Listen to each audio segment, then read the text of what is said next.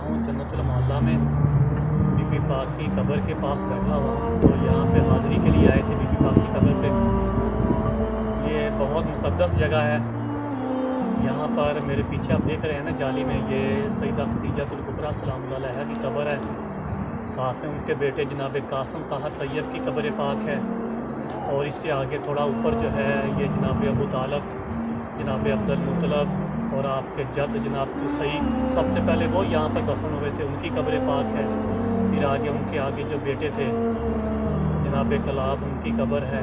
और आपके बहुत सारे बनु हाशिम के जो बुज़ुर्ग हैं वो यहाँ पर दफन हैं। बहुत सारे असहाब ताबईन इस कब्रस्तान में दफन है। बहुत ज़्यादा फजीलत है इस कब्रस्तान की। मैं अभी आपको दिखाता हूँ थोड़ा आगे जो है कब्रों की थोड़ी और मैं आपको ज़ियारत करवाता हूँ। ये यहाँ पर जब भी बीबी पाक की कब्र पे आते हैं तो कुछ ना कुछ उनसे लेके ही जाते हैं। तो आज भी खाली झोली लेके आए हैं और इंशाअल्लाह बीबी पाक के दर से झोली भर के लेके जाएंगे। इनके दर से बड़ा तो मेरा ख्याल है कोई दर नहीं है। जनाब सैयदा खदीजतुल कुबरा